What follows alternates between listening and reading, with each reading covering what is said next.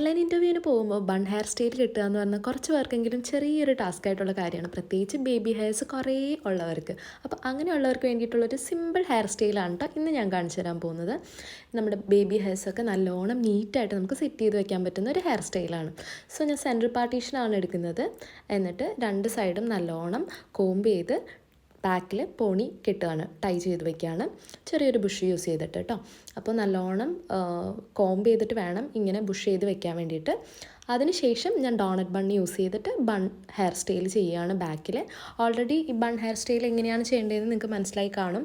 ഈ doughnut bun വെച്ചിട്ട് നമുക്ക് ഹെയർ ജസ്റ്റ് ഒന്ന് സ്പ്രെഡ് ചെയ്ത് കൊടുക്കുക. എന്നിട്ട് അതിൻ്റെ മേലിൽ ചെറിയൊരു ബുഷ് ഇട്ട് കൊടുത്തു കഴിഞ്ഞ് കഴിഞ്ഞാൽ ബൺ ഹെയർ സ്റ്റൈൽ സെറ്റാവും. എന്നിട്ട് ബാക്കിയുള്ള ഹെയർ ജസ്റ്റ് ഒന്ന് റൗണ്ട് ചെയ്ത് യൂപ്പിൻ യൂസ് ചെയ്ത് സെറ്റ് ചെയ്ത് വെച്ചാൽ മതി. എന്നിട്ട് യൂസ് ചെയ്യേണ്ടത് ഇതുപോലത്തെ സീറോ നെറ്റാണ്. ഈ നെറ്റിൽ ഇതിങ്ങനെ ഒരു ത്രെഡും കൂടി അവൈലബിൾ ആണ്.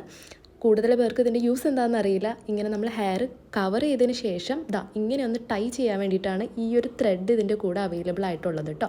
അപ്പോൾ നമ്മുടെ ഹെയർ നല്ല നീറ്റായിട്ടിരിക്കും. സോ നമ്മുടെ ബേബി ഹെയർസ് ഒന്നും പുറത്ത് വരാതിരിക്കാൻ വേണ്ടി കുറച്ച് ഹെയർ ജെല്ല് യൂസ് ചെയ്യുന്നുണ്ട്. എന്നിട്ട് ഞാൻ ഈ ഒരു ബ്രെയ്ഡഡ് ബാൻഡ് ഞാൻ യൂസ് ചെയ്ത് രണ്ട് സൈഡിലും ക്ലിപ്പ് ചെയ്ത് കൊടുക്കുന്നുണ്ട്. അപ്പോൾ പെട്ടെന്ന് തന്നെ കെട്ടാൻ പറ്റുന്ന ഒരു അടിപൊളി ഹെയർ സ്റ്റൈലാണ് ഇൻ്റർവ്യൂവിന് പോകുമ്പോൾ. അപ്പോൾ ക്യാബിൻ ക്രൂവിനും അതുപോലെ തന്നെ ഗ്രൗണ്ട് സ്റ്റാഫ് ഇൻ്റർവ്യൂവിനും യൂസ് ചെയ്യാൻ പറ്റുന്ന ഒരു ഹെയർ സ്റ്റൈലാണ്. അടുത്തൊരു വീഡിയോയിൽ കാണാം. Bye bye.